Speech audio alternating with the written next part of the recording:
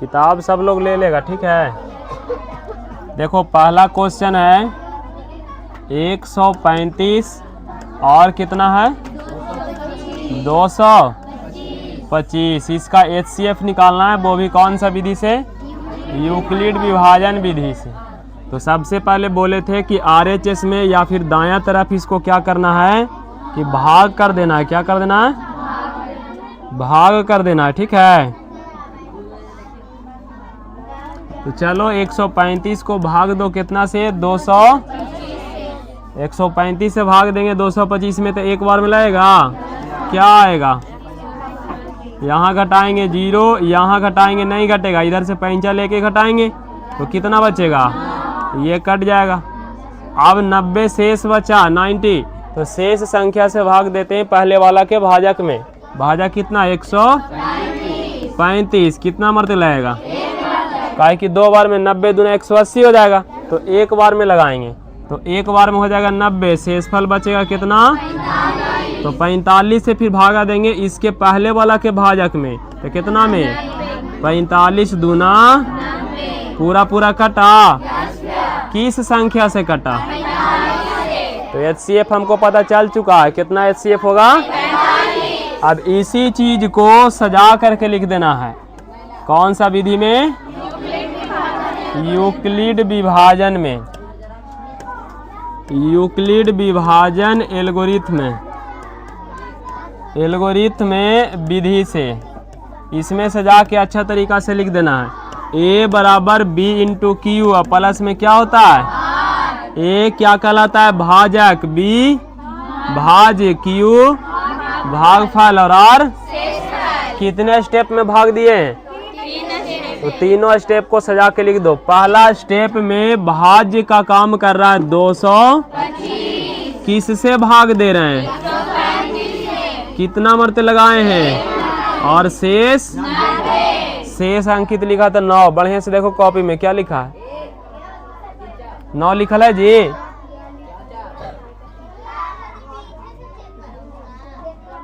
अब नेक्स्ट अगला जो स्टेप है उसमें हम भाग देने जा रहे हैं 135 में, है कि नहीं, कितना से, कितना बार लगाए, तो शेषफल। नेक्स्ट स्टेप में भाग देना है 90 में, किस में, कितना से, कितना मरते लगाए, तो शेषफल। जिस स्टेप का शेषफल हो जाए 0 उसी स्टेप का भाजक कहलाता है HCF, हाँ या ना। तो यहाँ पे HCF क्या हो जाएगा, इतना करने के बाद आप बॉक्स बना के आंसर लिख दीजिए, आपको मिलेंगे कितने अंक, ऐसे बनाओ, नहीं कैसे बनेगा जी, कोशिश तो करो, होगा। चलो इसको बना लो।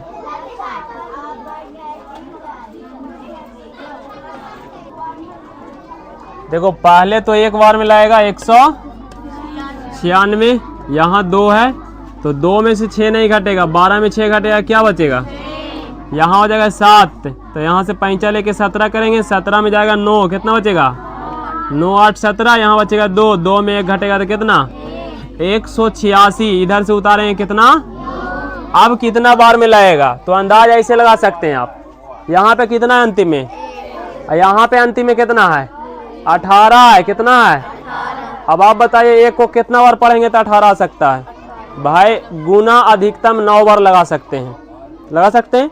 अगर 8 बार पढ़ेंगे तो 8 है ना आएगा, तो 9 बार लगा दो कम से कम, 10 बार तो लगा नहीं सकते, तो 9 बार अधिकतम लगा दो, आराम से लग जाएगा।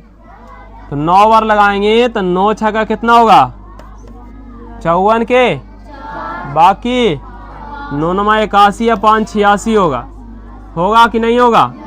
86 के बाद 8 बचेगा, तो 9 एकम 9 और 9 और 8 1764 आ गया। अब आराम से इसको घटा लो, 12 में 4 जाएगा तो 8, 15 में 6 जाएगा तो 9 और 7 में 7 जाएगा तो कट जाएगा। यहाँ भी क्या हो जाएगा, कितना उतरेगा। अब कितना बार में लगाएंगे, 5 बार में पूरा लगाओ। अब तुम सोच रहा है, तुम आपको कैसे पता चला 5 बार में लगाएगा, अंतिम में कोची है, यहाँ कोची है 6 के बार पढ़ेंगे तो 0 आ सकता है अंतिम में, 6 5 30, 6 का और पढ़ के देखो कहीं भी 0 आएगा क्या। फिर 10 बार में 60, 10 बार में लगाते नहीं है तो क्या बार में लगाएंगे, 5 बार में अपने से आएगा, कहा कि कटना ही पड़ेगा इसको कहीं ना कहीं। तो 6 पचे 30 के 0 बाकी 3 और 9 पचे 45 3 बाकी 5 एकम 5 5 4 पूरा पूरा आया कि नहीं आया? पूरा पूरा क्या हो गया? के स्टेप में भाग दिए? सिंगल स्टेप, पहला में ही पूरा के पूरा कट गया है। तो बस इसको एकदम सरिया के अच्छा तरीका से लिख देंगे। कौन सा विधि? यूक्लिड विभाजन एल्गोरिथ्म विधि से क्या होता है जी? ए बराबर, बोलो ए बराबर बी इंटू क्यू प्लस, बार बार लिखो, बार बार लिखने से आपको याद रहेगा, दिमाग में रहेगा कि कैसे लिखा जाता है, तो लिखने से आप सीखेंगे। ए कौन है जी? भाज्य कौन है? तो 38,300 200 था, बार बार 300 लिख देते ना। 220 और बी का मान 100, क्यू का मान शेषफल किसको से हम भाग दिए तो शेषफल 0 आया, तो HCF क्या होगा? आंसर। कोनो भारी क्वेश्चन थोड़े था, ये वजन वाला क्वेश्चन है, इतना अच्छा तो क्वेश्चन है। ठीक है, बनाओ जल्दी से। यदि 2 संख्या प्रश्न में दिया हो और वो दोनों संख्या वाले प्रश्नों को पढ़ने के बाद ये आपको अनुभव हो कि ये सरल रेखा की बात की जा रही है, जिसमें 2 संख्याओं को अलग अलग के रूप में डिवाइड करना है, तो हमेशा वो सरल रेखा वाला प्रश्नों में HCF निकालने की जरूरत होती है। क्या निकालना है? तो HCF निकाल दीजिए, आपको खुद पता चल जाएगा कि इसमें कितने व्यक्तियों का मार्च किया गया है जी, या सेना है तो कितने सेना है एक लाइन में, ये आपसे जो पूछा गया वो खुद निकल जाएगा। और एक क्वेश्चन ऐसा होता है जो देखो यहाँ पे है, नहीं आया क्या? आना तो चाहिए, इसमें नहीं है, क्वेश्चन छूट गया है जी वो वाला। चलो ये वाला पहले देख लेते हैं, ठीक है, फिर वो वाला बताते हैं। एक क्वेश्चन ऐसा आएगा जिसमें वृत्त रहेगा। क्या रहेगा? आपको बोलेगा 2 व्यक्ति है जो एक वृत्ताकार पथ पे, एगो पूरा चक्कर लगाता है 30 मिनट में, एगो लगाता है 40 मिनट में, तो बताइए पुनः अपने प्रारंभिक स्थान पे कितना देरी में मिलेगा? तो वृत्त के रूप में होता है। किसके रूप में? तो वहाँ LCM निकाला जाता है। सरल रेखा में HCF और वृत्त के रूप में कौची? LCM निकाला जाता है। अभी क्वेश्चन आगे आने वाला है, छूटा है तो उसको लाते हैं फिर बताएंगे, पहले इसको देख लिया जाए। ये जो 616 सदस्य वाले आर्मी की जो टुकड़ी है उसको कितने सदस्यों वाले में मार्च करना है? तो बताइए कितने लाइन होगा एक तरीका से। तो इस स्थिति में हमें निकालने की जरूरत है क्या? HC। तो HCF निकाल दीजिए। आप बताइए कि 32 और 616 का HCF कैसे निकालेंगे? तो इसमें किसी भी तरीका से कहीं भी पढ़ के ऐसा फील हो रहा है कि कौन सा विधि से निकालना है? फील हो रहा है कौन सा विधि से निकालना है? तो जो विधि आपको आसान लगता है, जो विधि आपको आता है उससे लगा दीजिए, क्योंकि हमें तो आंसर चाहिए। तो आप यूक्लिड लगा सकते हैं, गुणनखंड लगा सकते हैं, भाग विधि लगा सकते हैं, सूत्र लगा सकते हैं, पर सूत्र तो तभी न लगेगा जब 3 चीज दिया हो। HCF निकालना है तो LCM इसमें मालूम है नहीं है, तो फिर 3 ही विधि लगा सकते हैं, या तो भाग, या तो यूक्लिड विभाजन विधि, या तो गुणनखंड विधि। कौन लगा दे? बोलो, तू ही मतलब बोलो। भाग ठीक है कि गुणनखंड लगा लें? चलो तो भाग दे लो आराम से। 32 से एक बार में लगेगा जी, काहे कि 32 दूना तो 64 हो जाएगा, ज्यादा हो जाएगा, एक बार में लगाओ। अब एक बार में लगाएं तब बताइए क्या बचेगा? 11 में 2 जाएगा तो यहाँ से क्या बचेगा? 5 में जाएगा 3 तो 2, यहाँ से क्या आएगा? अब आप बताइए कितने बार में लगाएंगे? तो आप इधर से देखते हैं, हम इधर से नहीं देखते हैं, हम इधर से देखते हैं। इधर कौन है? इधर 3 है जी, टोटल ना 32 है। आप इधर से देखेंगे तो दिक्कत हो जाएगा। लेफ्ट साइड से देखिए, लेफ्ट में कौन है? यहाँ लेफ्ट में टोटल कितना है? 29। तो 3 को कई बार पढ़ेंगे कि 29 से ज्यादा नहीं आए। आप लगा दीजिएगा 9 बार में या 10 बार में, संख्याएं बड़ी भी हो सकती है, तो सोच करके लगाना है। तो हम लगाएंगे मान लीजिए 9 बार में, तो 9 तिया कितना आ रहा है? अब आगे से फिल करना है, क्या आगे से 50 ज्यादा तो नहीं आ रहा है, या बकाया ज्यादा तो नहीं आ रहा है? तो 9 दूना 18, तब बकाया 1 के ना आएगा, तो 27 से 1 कितना होगा? तो 29 से ज्यादा हुआ है, मतलब सही है। तो आप कितना बार में लगा दीजिए? तो 9 दूना 18 और 9 तिया 27 है, एक कोई दिक्कत है? देखिए पूरा पूरा लगा कि नहीं। अब हम पढ़ते 7 बार में, तो 7 तिया 21, ज्यादा कम नहीं हो गया तो आगे पढ़ेंगे। 8 तिया 24, थोड़ा और भी कम लग रहा है, तो 9 तिया, अब 9 से ज्यादा तो कोई लगा नहीं सकता है, तो हम 9 बार में एक बार कोशिश किए, लग गया तो ठीक, नहीं लगता तो एक काम करके लगा लेते 8 बार में।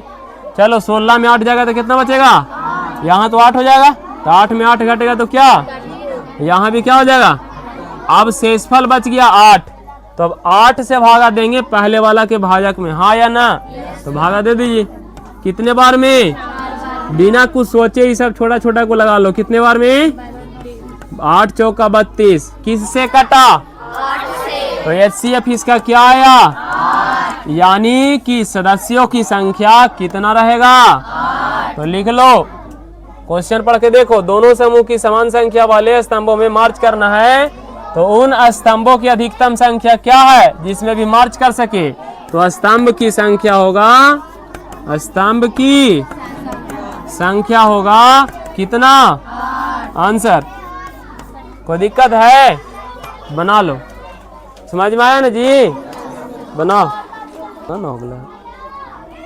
अगर हम बात करें 6q + 1, 6q + 3 या 6q + 5 लाने की, तो ये यूक्लिड विभाजन विधि वाले सूत्र से आप लाए जा सकते हैं। a बराबर b × q + r, जहाँ b भाजक है और b का मान क्या दिया गया है, तो हम मान लेते हैं, माना कि b = कितना। अब कोई भी संख्या, जैसे हम अलग थोड़ा सा समझते हैं पहले, मान लो 4 से भाग दे रहे हैं 9 में, कितना में? तो बताइए शेषफल कितना आ सकता है?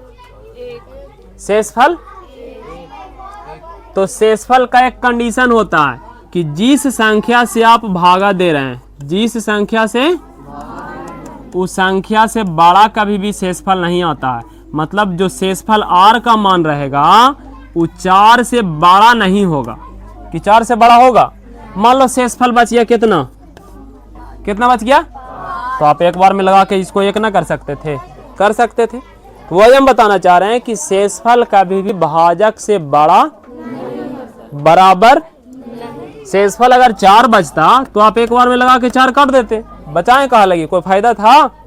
तो ये बताना चाहते हैं कि शेषफल हमेशा भाजक से क्या होता है? भाजक से, भाज कुछ हो रहे, शेषफल भाजक से छोटा होता है। एजा पर ही हम 10 कर देंगे तो इस पे कोई प्रभाव नहीं पड़ेगा, और शेषफल हमेशा 4 से छोटी ही रहेगा। ना तो तुम कितनों भागा दे लो, 4 से आप किसी में भाग दे दो, शेषफल 4 को बचेगा। पहला 0 बच सकता है, या 1 बच सकता है, या 2 बच सकता है, या क्या शेषफल 4 बचेगा? भाई 4 बच रहा है, इसका मतलब एक बार और लगा के काट दीजिए, 5 बचेगा। 5 का है बचेगा, एक बार लगाइए, 4 लगा दीजिएगा तो 1 बचेगा, इधर आ जाएगा, उधर कैसे चल जाएगा? यही बता रहे हैं, शेषफल हमेशा भाजक से क्या होता है जी? छोटा। कम से कम शेषफल 0 हो सकता है, ज्यादा से ज्यादा उस भाजक से 1 कम रहेगा, भाजक से 1। तो बताइए यहाँ पे शेषफल r का मान क्या हो सकता है? यदि भाजक 6 है तो r के मान कितना होगा? 0 हो सकता है, 1 हो सकता है, 2 हो सकता है, 3 हो सकता है, 4 हो सकता है, 6 होगा?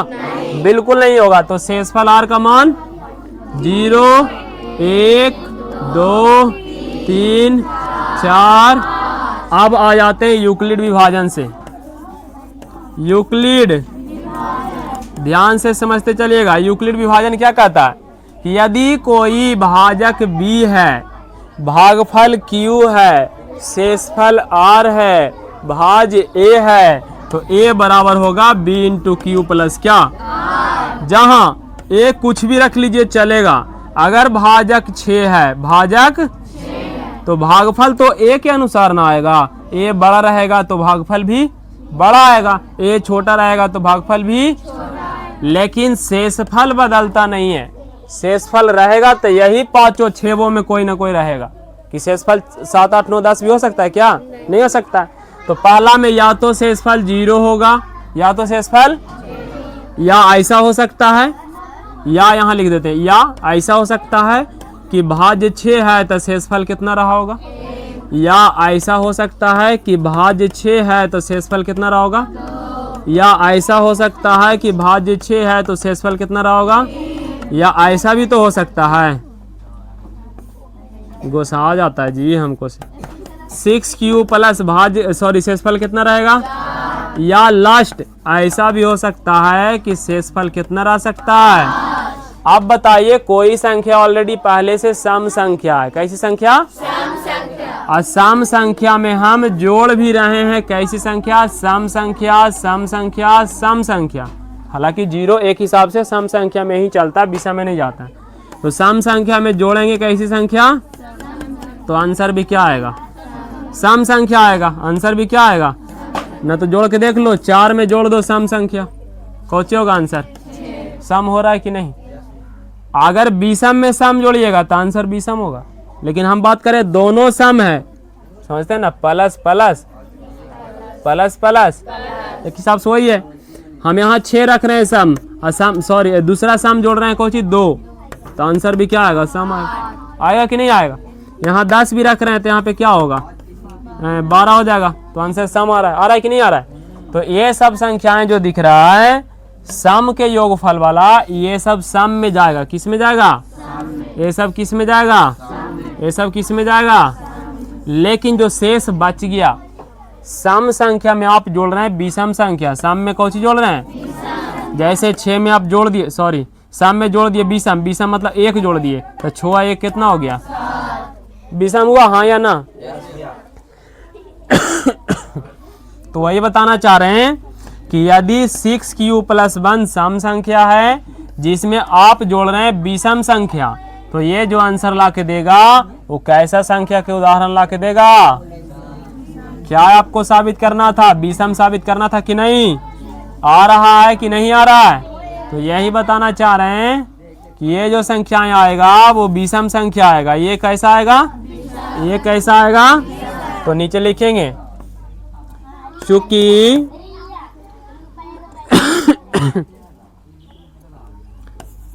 6q प्लस, कहाँ से शुरू हुआ है, 0 से ना, 0, 6q + 1, 6q + 2, 6q + 6q + 6q + में 6q सम संख्या, 6q बताओ कैसे 6q सम कैसे है बताओ, कोई बताएगा। जैसे ई संख्या कौन सी है, सम है ना 6, और क्यू के बारे में हमको पता, क्यू कुछ भी रख लो, तुमको जो मर्जी रख लो, किसी भी संख्या के साथ सम संख्या से गुणा कर दे तो वो हमेशा सम बन जाता है। जैसे 6 सम है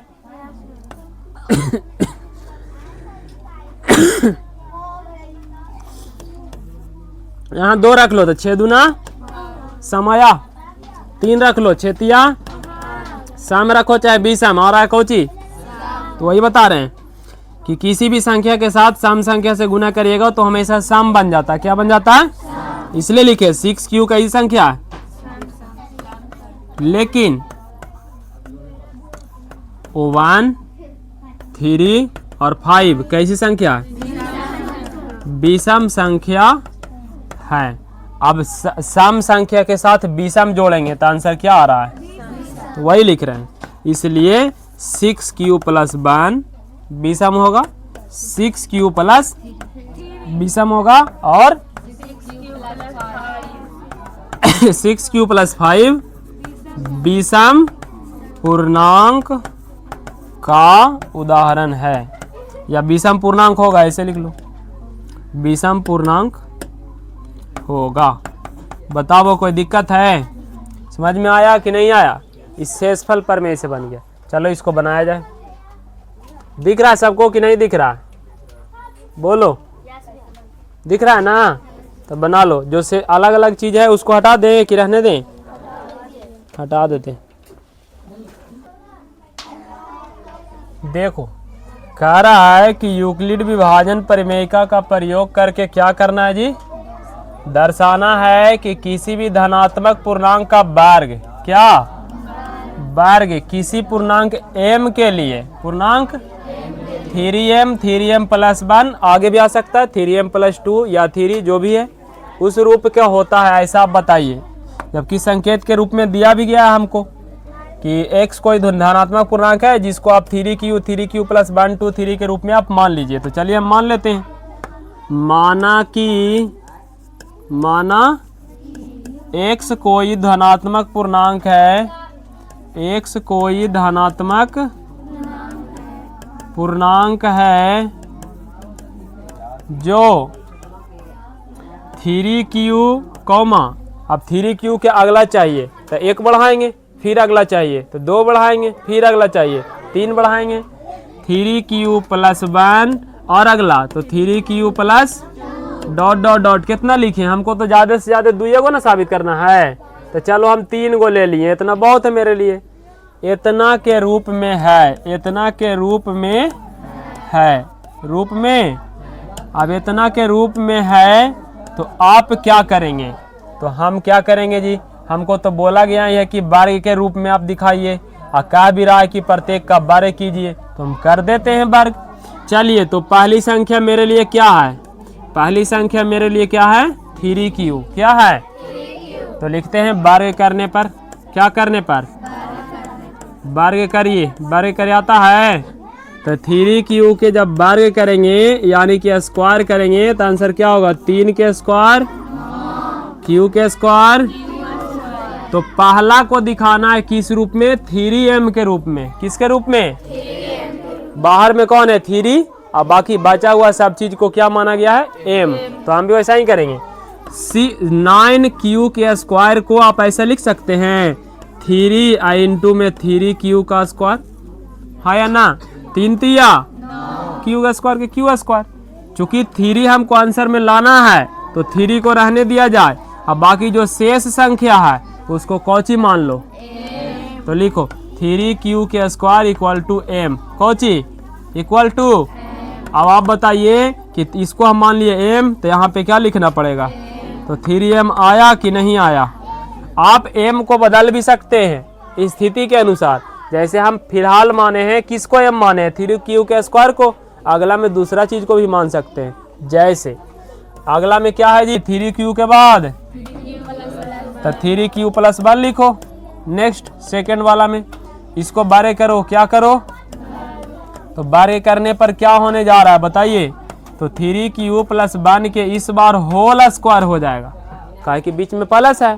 तो यहाँ टूटेगा कैसे? a प्लस बी के क्या? a प्लस बी के होल स्क्वायर किसी को याद है? पूजा a प्लस बी के होल स्क्वायर, हाँ क्या होता है?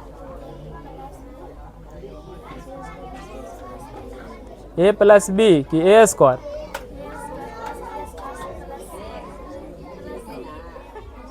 टू ए बी क्या होता है? A square plus B square plus, तो चलो बी स्क्वायर को बाद में लिखते हैं। बी स्क्वायर को 2ab को पहले लिखते हैं। 2ab प्लस किसका स्क्वायर? कोई दिक्कत है? बैठ जाओ। तो ए का जगह पे क्या है जी? 3q के स्क्वायर। 3q के स्क्वायर की 3q है, इसका होल स्क्वायर लिखेंगे क्या? हाँ या ना? आप देखते हैं कि क्या करना है। प्लस 2 का 2 और a के जगह पे क्या है? 3q और इंटू बी के जगह पे क्या है? 1 और प्लस बी के जगह 1 तो 1 का स्क्वायर। ओके, कोई दिक्कत? चलो तो इसका स्क्वायर करेंगे 3q का स्क्वायर। तो यहाँ किए थे ना जी, तो कितना आया था? तो लिख दीजिए इसको 3 के स्क्वायर 9q के स्क्वायर और प्लस इसको गुना करिए 2 तिया 6 गुना 1, संख्या को गुना कर दिया संख्या से। अब बच गया कौन? तो बगल में लिख दो, अकेले ना है। आगे प्लस किसका स्क्वायर? 1 के स्क्वायर कितना होता है? 1 होता है कि 2 होता है? अच्छा तो 1। अब देखो आंसर में क्या लाना है उस पर फोकस करो थोड़ा सा। यहाँ क्या लाना है? 3m प्लस क्या 1 को कुछ किया है तो उसको उधर ही छोड़ दीजिए। अब आप सोचिए कि शेष बची संख्या जो हमारे पास 2 गो है, ये दोनों में से 3 को हमको बाहर निकालना है। देखो निकालना है कि नहीं? और जो शेष बचेगा उस आबे को क्या मान लेंगे? तो निकालिए 3 को बाहर। कॉमन ले सकते हैं 3, तो 3 ही दोनों से कॉमन ले लीजिए। तो क्या बचेगा यहाँ पर? इसे 9 में 3 निकालेंगे तो कितना बचेगा? 6। 6 बचेगा ना जी। कॉमन लेने का मतलब होता है भाग देना। क्या करना? भाग देना। तो 6 कैसे बचेगा जी? 3 से भागा दीजिए तो 9 में 6 मरते कटेगा। क्या मरते? तो यहाँ से क्या बचेगा? क्यू स्क्वायर की क्यू स्क्वायर प्लस 6 में से 3 निकालिए तो कितना बचेगा? 2 बचेगा। 3 ना बचेगा जी? 2 बचेगा। भागा 2, 3 दूना तो 2 बचेगा। इन्हें की घटा देना सीधा सीधी। क्यू को तो कुछ किए नहीं है तो क्यू का क्यू अब प्लस में देखो 3 आगे आ गया ना। अब इसको खाली कौची लिख देना है तो एम लेने के लिए इसको जैसे एम माने थे ना कि इतना बराबर एम, तो ऐसा ही इतना बराबर फिर से क्या मान लो 3q के स्क्वायर प्लस 2q बराबर क्या मानना है? यहाँ पे लिख देंगे चूंकि इतना बराबर एम इसलिए ये हो जाएगा एम अब प्लस में। कोई दिक्कत है? समझ में आ रहा है कि नहीं आ रहा है? पता चला ना। अब एक और बच रहा है +2 वाला।